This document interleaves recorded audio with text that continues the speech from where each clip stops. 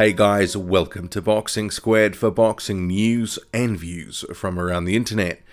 The New Zealand prospect come fringe contender Junior Fa, he's maintained his unbeaten record after securing a lopsided decision win over Luis Pascual of Mexico. And that fight, of course, this fight was in Auckland, New Zealand. So that is on Fa's home turf.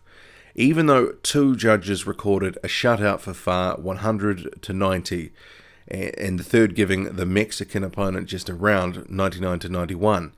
It was largely a very disappointing 10-round performance from the now 15-0 Fa. Coming into this fight, Fa had spoken about the need to put on a quality performance against Pascual, and that followed a one-dimensional effort against Craig Lewis in the United States in March. He'd spoken about the need for better, in particular, better punch variation, more combinations, and effectively being able to adjust to the situation in the ring as it sort of unfolded. But unfortunately, while there were some flashes, some good work from Fa, he was largely unable to put on a fluid display. It was a pretty sort of choppy effort. He looked flat for a majority of the fight. The variety and volume of punches, it was very low. In some of those sort of mid-rounds, there wasn't a lot of leather being traded at all. Sort of, 7, 8, 10, 12 punches sort of thrown in around. And it wasn't that Pascual was particularly tricky. He was actually very limited. And Fa didn't really seem to be sitting down on his punches very well. Didn't really seem to be imposing himself on Pascual, and it was a real concern. He was being told to do that, but for whatever reason, he couldn't maintain it for more than sort of, 10 or 15 seconds at a time. But there were some rounds where it was, the round would just drift through and nothing much would happen. And Pascual, he actually was pretty poor offensively. Fa, for the most part, was able to use his height, his reach, his footwork to easily evade anything coming from Pascual. And I only saw the one notable punch landed from Pascual, and that was in the 7th round. It was a decent left hook, and that got Fa's attention, but apart from that, he was pretty limited. The majority of the fight, apart from a couple of stretches, you could probably sum it up to be a missed opportunity. It was very disjointed. Pascual, he was certainly there to be hit with combinations. He appeared to be ripe for an uppercut, but for whatever reason, it was, and this was most of the night, mostly one-punch stuff. He wasn't able to impose himself as his corner wanted. And Malik Scott, who'd been sparring with Fa for 3 weeks, he was actually working in the corner. He was giving advice, and some of it was very good advice.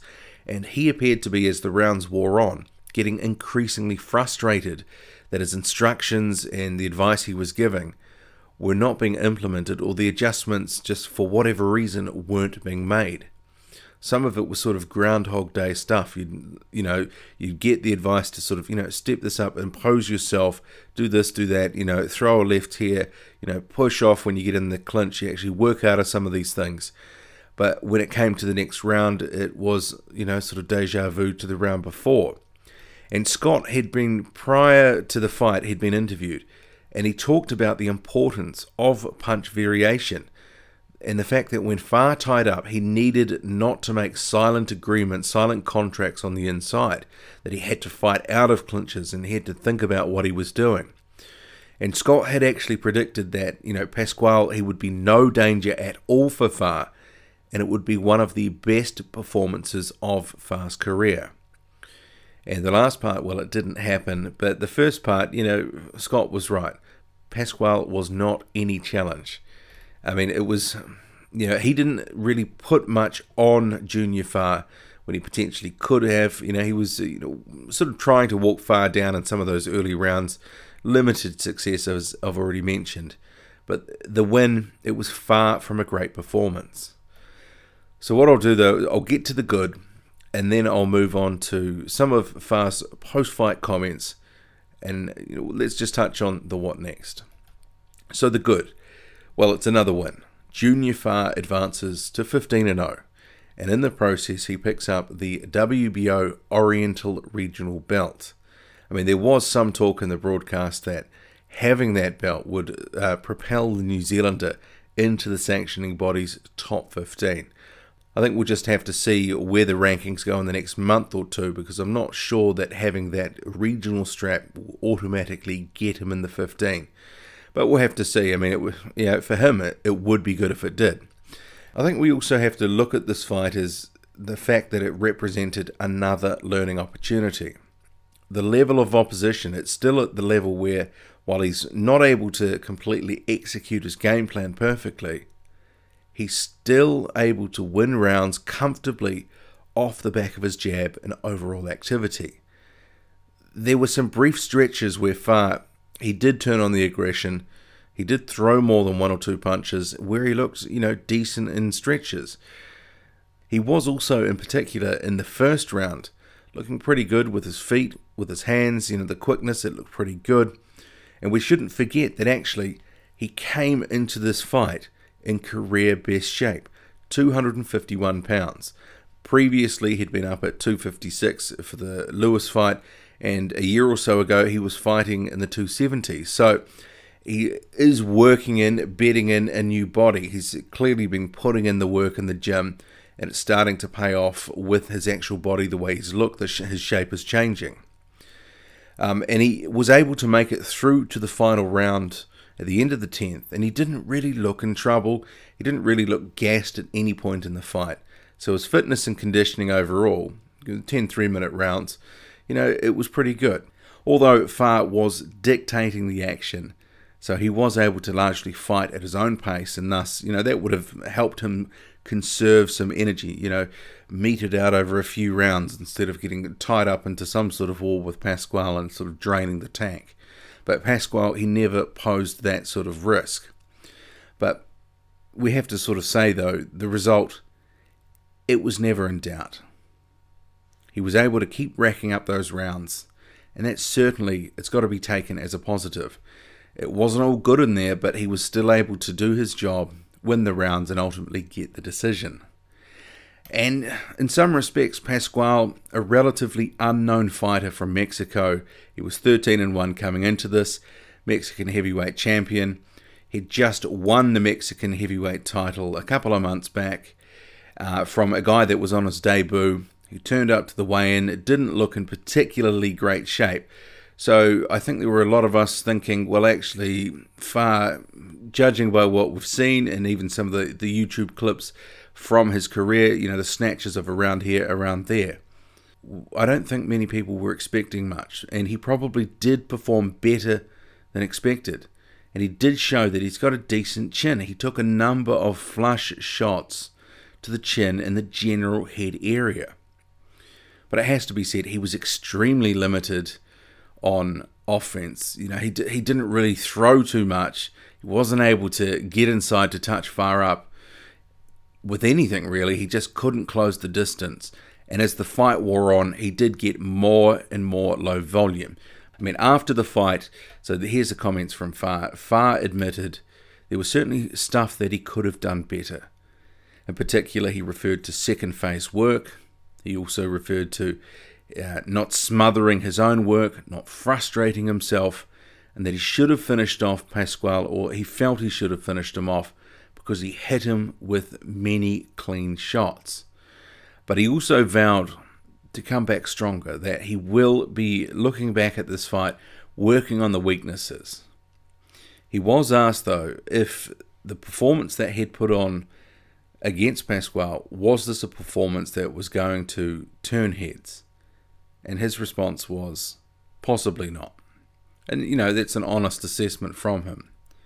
So in terms of what's next, well, we'll know the rough outline for the next couple of months soon. I mean, there's been talk of 2 fights in the United States. Who knows if, all going well, what else will be happening later this year. But they're talking about one of those fights, from memory, being in Utah. I mean, the other fight is also in the States.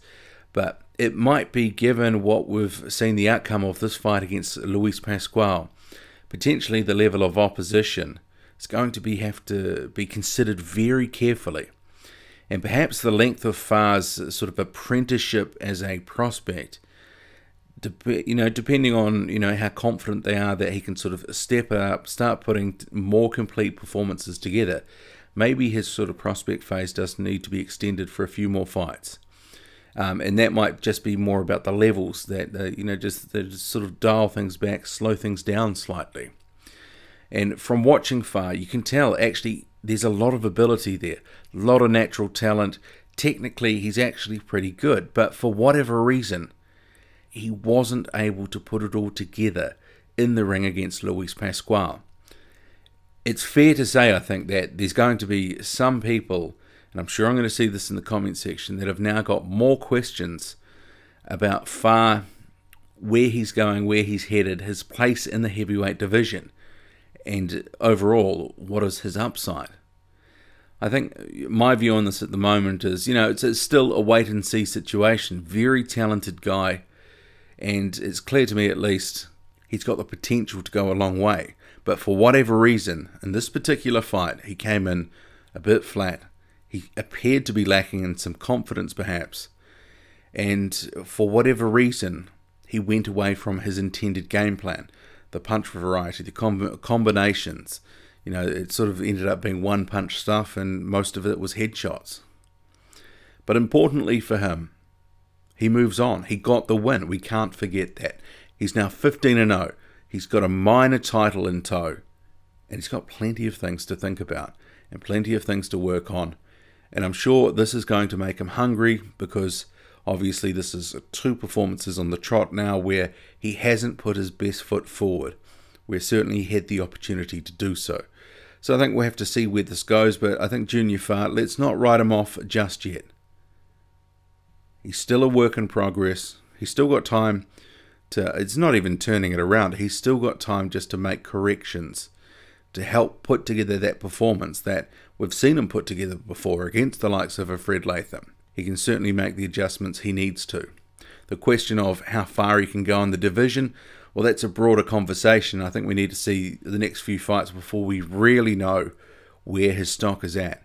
But after tonight, the stock, well, it might have taken a bit of a hit for now. But, that's not the end of the world.